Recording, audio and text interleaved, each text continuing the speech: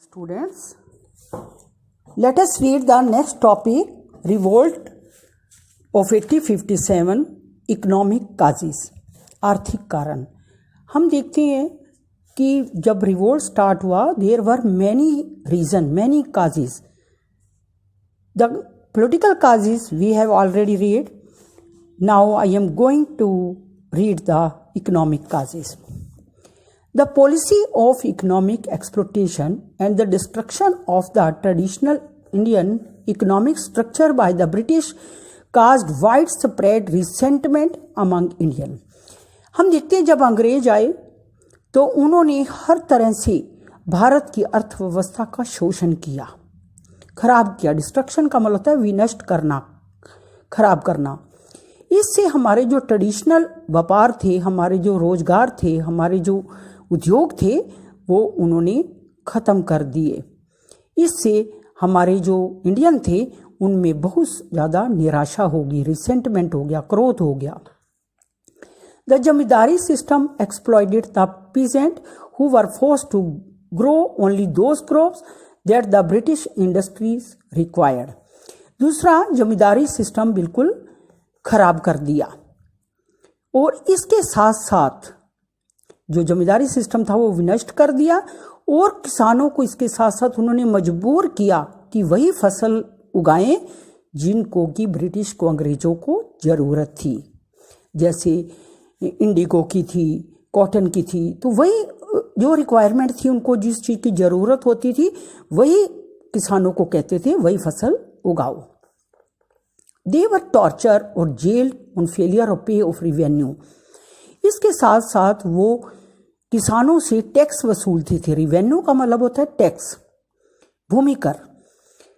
और अगर वो ना दे पाए या समय पर ना दे पाए तो उनके साथ उनको टॉर्चर करते थे। टॉर्चर का मतलब होता है प्रताड़ित करना, मारना पीटना, और साथ साथ उनको जेल में डाल देते थे।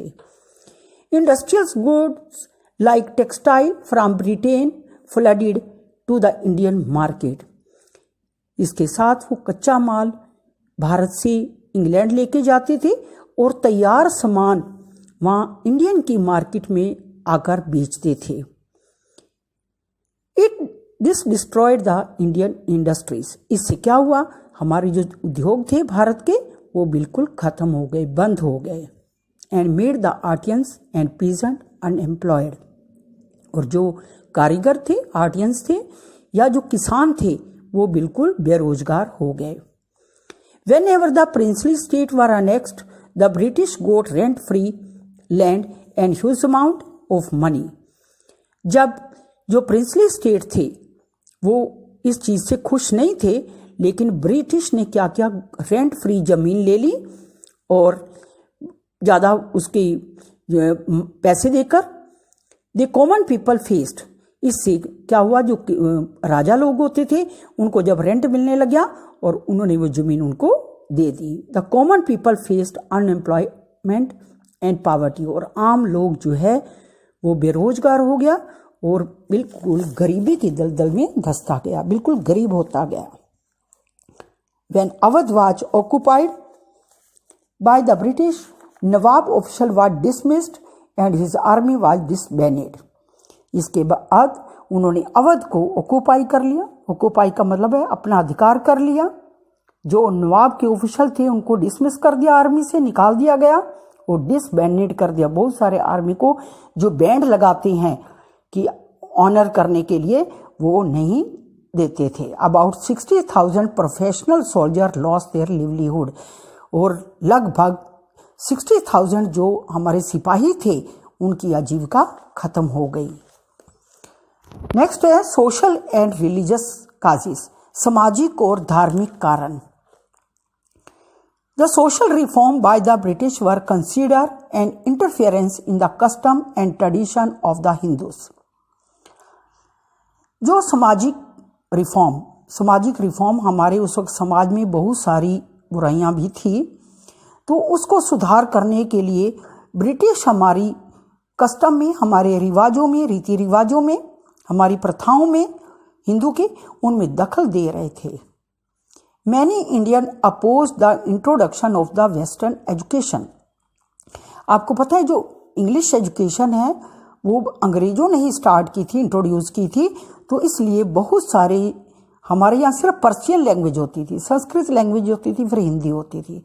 तो बहुत सारे अंग्रेजों ने ना भारतीयों ने इसका विरोध किया।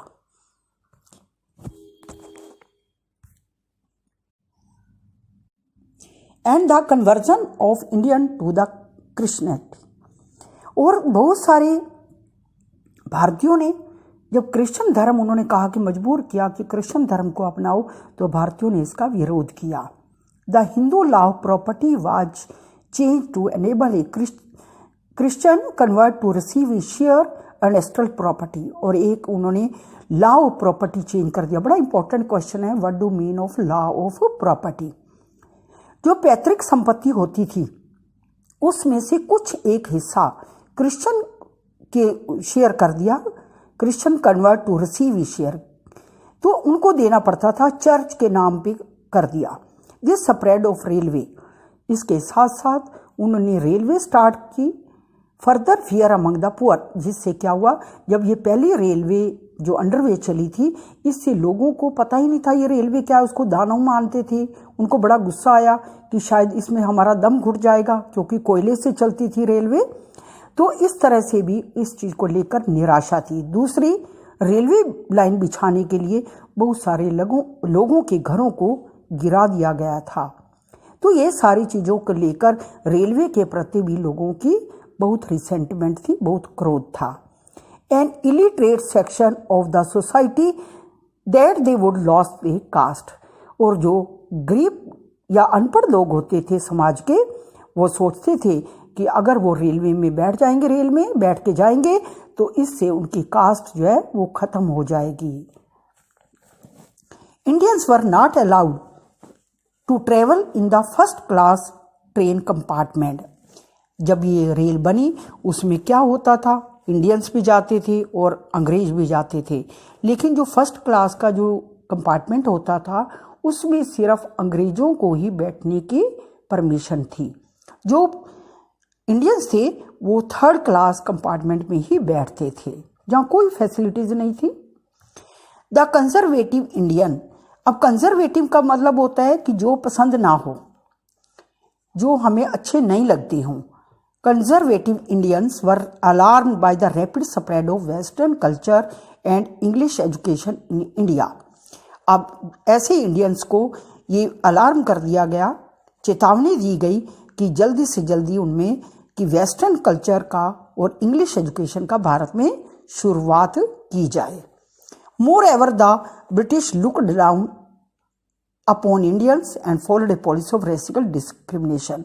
इसके साथ साथ ये सब देखते हुए भी भारत के जो लोग हैं उनके साथ बहुत सारा डिस्क्रिमिनेशन, भेदभाव हर जगह, नौकरी में, एजुकेशन में, हर जगह भेदभाव किया जाता था, हर जगह।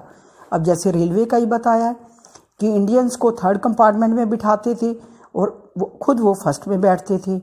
अगर एजुकेशन है तो जो इंडियंस होते थे वो थर्ड क्लास एजुकेशन लेते थे, लो लेवल की एजुकेशन देते थे। जो अच्छी एजुकेशन है वो सिर्फ क्या थे, ब्रिटिश लेते थे। अगर आईएएस एग्ज़ाम है वो भी सिर्फ उन्हीं को देने की अनुमति थी। तो इसलिए हर जगह ऐसी पॉलिसी बनाई जाती थी जिससे उनके साथ भेदभाव हो।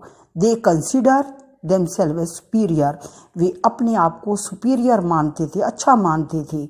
दे advocated a judicial system based on the principle of equality but in actual practice it was based. उन्होंने एक अपना जुडिशियल सिस्टम बनाया, न्यायिक ढांचा बनाया, न्यायिक